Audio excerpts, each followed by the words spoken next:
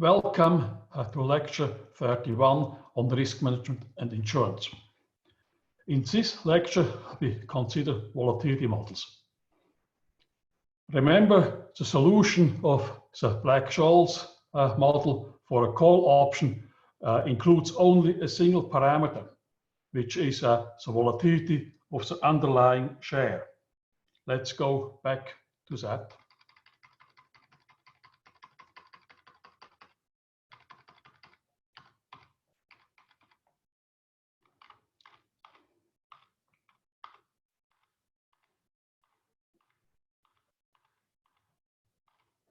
So here we have the solution of the Black-Scholes model for a call option. That's equation 29. And that is, if you look at it, there's only a single parameter here that we don't know. That's this sigma here. It's here, it's here, it's here in the denominator. That's the volatility of the underlying share, the share on which the option is written. It's the scaling factor of the standard deviation of the Wiener process for that share in the geometric Brownian motion. For this volatility of the underlying share, we don't know. Here, this parameter we don't know, and we somehow have to come up with a reasonable estimate. That's what we do in those volatility models. And that's really the only parameter. There are no other parameters. All the rest we know.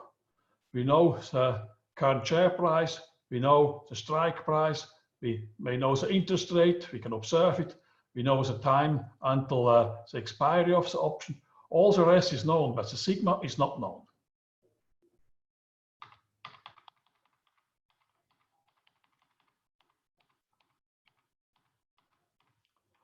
So that's done with those volatility models. They give us an estimate for the volatility of the underlying share in the Black-Scholes model. Now here you have the percentage change from one day to the next in the share price. Let's look at daily data. So we have here a daily return, the change from one day to the next divided by the share price on that previous day. So that gives me the percentage change. And if you like, you can multiply this by 100, but it's not done. We can approximate this by a change in the logarithm of the share price from the previous day to the current day. A logarithmic change is approximately equal to a percentage change. We discussed that in one of the first lectures in chapter 1. And naturally, for this, we can also write this here. When you take the logarithm here, so you just get ln st minus ln st minus 1 if you go here from the right to the left. Now the following table I have from the Hull book, and here we just consider the share prices over the past 20 days. So that's historical data. The share price during the past 20 days, just before the option has been written. And so that's actually 20 days ago. So here the share price goes up by 0.5 percentage. Okay, 10 cents out of $20. So it goes up by 0.5 percentage. And when you take the difference in the logarithm here, you get 0.00499. That's close to 0.005. Exactly, it would be 0.5%. You get 499. Because the logarithmic difference is just an approximation. Then on the next day, the share price fell by 20 cents. That's about 1%. Okay, if you have here $20, so it fell by about 1%, and that's actually what you see here. If you look at the logarithmic difference, it's now falling by 1%. And so on. So you have here the percentage changes in the value of the share over the past 20 days. Starting here 20 days ago and moving them up towards the time, okay, when the option is written. So we use those data of the past 20 days to look at the volatility in the share price. We just look at the daily returns and calculate out of that the standard deviation.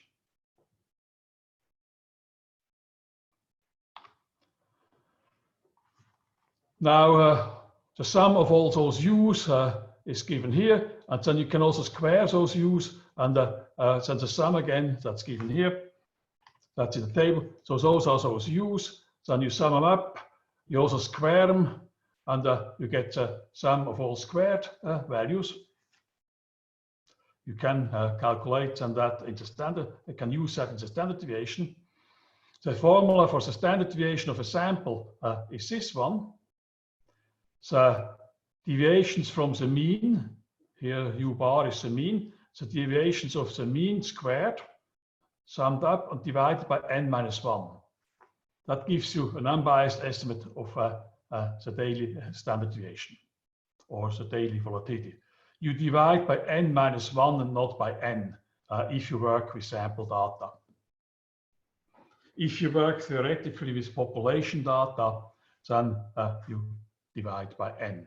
But with sample data, you should divide by n-1. So we will divide here by 19, not by 20.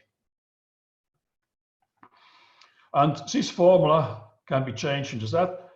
Those formulas you really find in first year introductory statistics classes. So here we have the sum of all u squared. Plug this in here. And then here I have the sum of all those daily returns. And then that value, the 0.09, I will square. And then here I have 20 times 20 minus 1, and here also 20 minus 1. So you just plug in. I have done it here.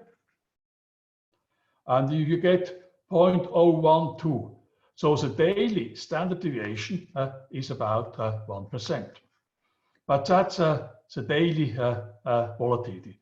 And what you would like to know now for the Black-Scholes formula is the annual volatility.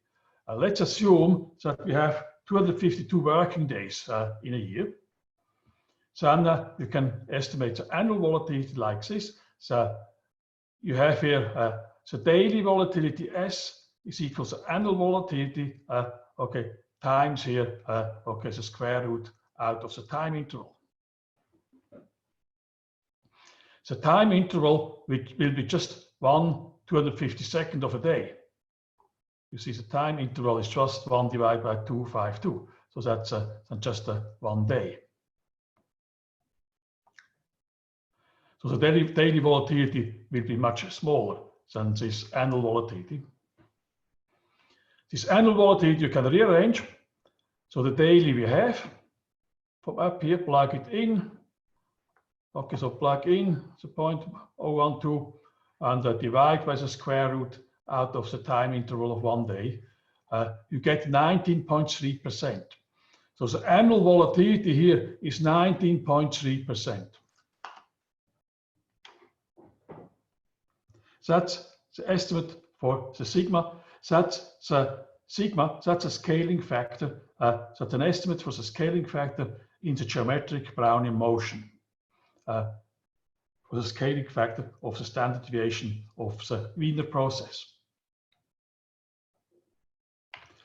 And then because that's sample data, you always also have a standard error. Now the formula is like this. So we have here a standard error of 3.1% for this estimate. Naturally, sample data, you always get a standard error because it's based on sampling. So we have 19% as estimate with a standard error of 3.1%. Now, sometimes when you read this literature, you get confused because they don't use those formulas, they use some approximations. And you see n-1 or n, that doesn't matter much. So now with only 20 observation, it matters. So whether you divide by 20 or whether you divide by 19, that matters. But let's say you have 100 observation, then it does not matter much. So 100 minus 1 gives 99. So that's sometimes neglected. Also, the daily return on a share is naturally very, very small, the average daily return on the share.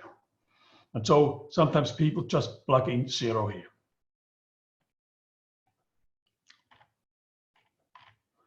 So this daily return here on the share is very small.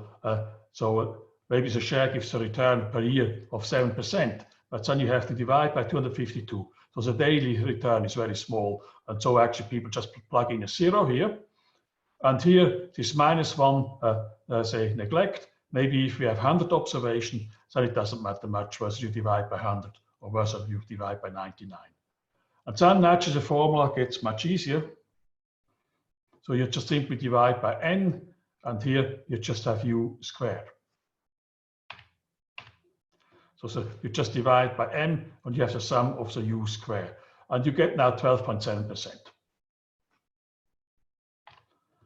You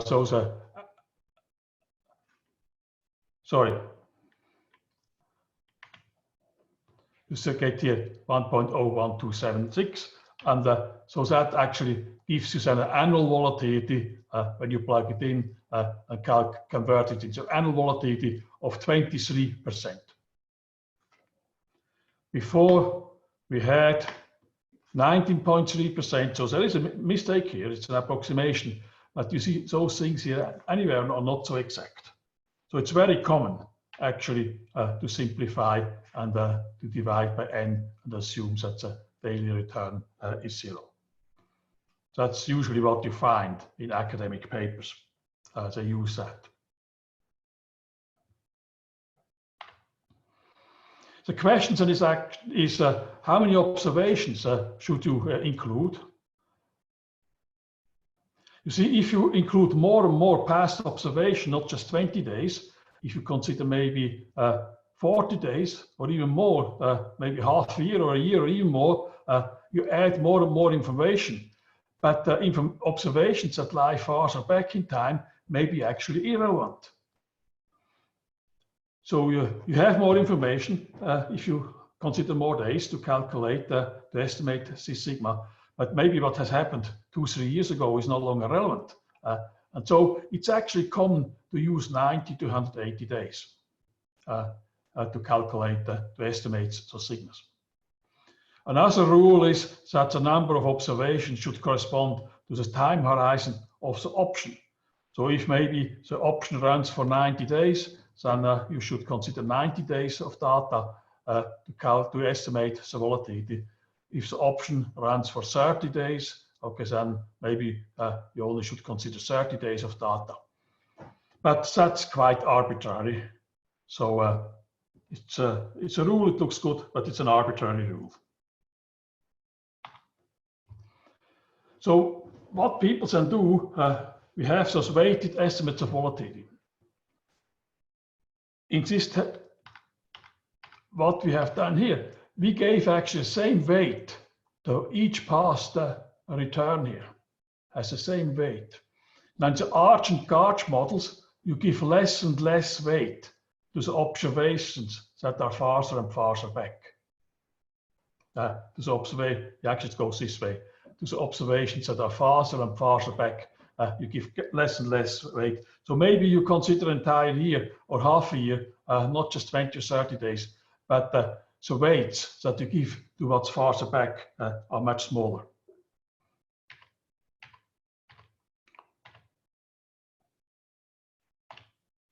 That's what's done in the Arch, Garch, and the exponentially weighted moving average models. So volatilities are given less weight of older observations. That's discussed in econometrics classes. It was a hot topic in econometrics, maybe in the 1980s and 90s.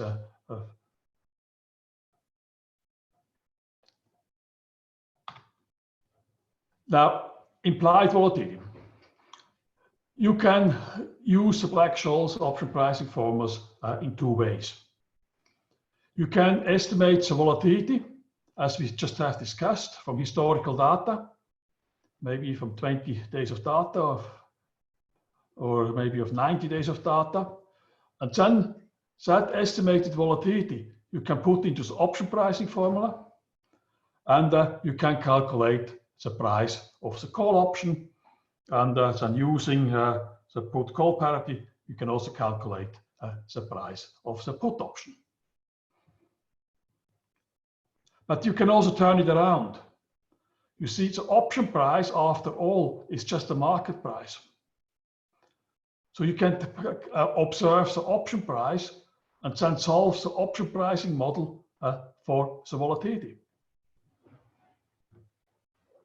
That's what we call the implied volatility.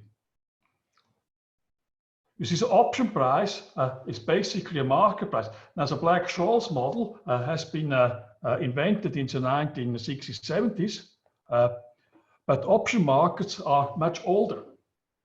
Options have been already traded 400 years ago. In Amsterdam, there was a very lively option market. That is the first time in history that options were traded on a large scale in Amsterdam 400 years ago. And then options were traded in the 19th century. They were always traded, but there was no Black-Scholes model around. So we just had a market price for those options. It was just determined by demand and supply, those prices. And really people did not calculate those prices with the Black-Scholes model. So we can use, we can just serve those option prices. We can think of them as being market prices. But then if we have the Black-Scholes model, we can solve that for the volatility. Let's look at that again.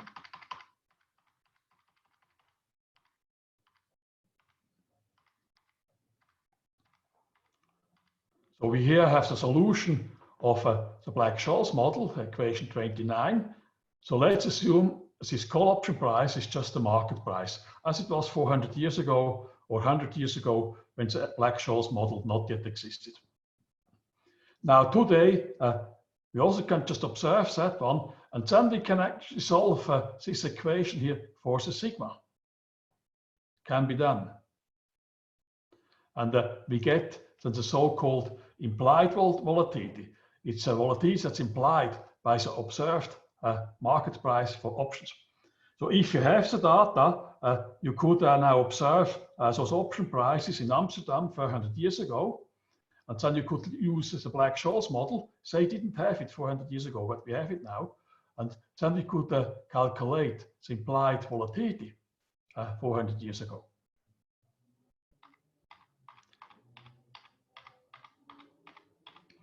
So today we can use option pricing model in two ways.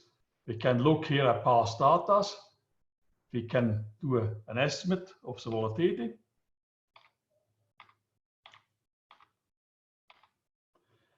We get an estimate of the volatility, we put it in the Black-Scholes model, and we get the option price. But we can turn it around. Let's observe the option price, take the Black-Scholes model and solve it for the volatility. Naturally, you can only do one or the other. You see, if you have the volatility, you get the option price, and then the option price naturally will give you back the same volatility you have started for. And so you should only do one or the other, else you have a circle here. Now, the implied volatility provides information on the public's perception of the volatility of a stock. It's also published, the implied volatility for shares. And here I have actually the Standard & Poor's share price index. It's in the United States for 500 shares of the 500 largest firms, shareholding companies in the United States. It's the average price. It's a weighted average. That's the Standard & Poor's price index. It's a better price index, by the way, than the Dow Jones. You may have heard about the Dow Jones. The Dow Jones is only based on 30 shares, which is quite a narrow, it's not many shares, 30 shares. The Standard & Poor's 500 is based on 500 shares in the United States. And here it's for a 30-day index option on this Standard & Poor's. So it's for options with 30-day maturity. and the options are written on the entire price index, share price index, as traded in Chicago. Now here you have it. That's now the sigma that you get. That's its volatility, and you see it's changing quite a lot over time. It's ranging between maybe 10% up to 60% here. It's a huge range. I start here in 1990. We had here a problem during the Asian crisis. That's why we have so high volatility. So that's the Asian crisis in the late 90s. Also Russia went broke here. And then naturally we had here the big crisis, the financial crisis in 2008, the global financial crisis. Here markets were very, very volatile. And I really wanted to know it. That's why just today I downloaded this graph. Now here we have the corona crisis, the coronavirus crisis. Those data go until April. So again, the volatility in the markets is now up. But it's not yet so high as here, okay, 2008. So in 2008, so markets were even a bit more volatile than they have been now during the coronavirus crisis. So the sigma is really not a constant. It is between 10 and 60, at least the implied one. And so when you estimate it, or maybe you just use the past 30 or 90 days, a very small range, then you get an estimate maybe for an option for the next 30 or 90 days. So it's something you can do for the short term. You cannot do it in the longer term. In the longer term, we have actually huge changes here in the volatility. Okay, so that's a concept of implied volatility. So that's finishing this lecture. So next lecture, we go into the capital asset pricing model, where we also do a bit of background material on the capital asset pricing model. Thank you.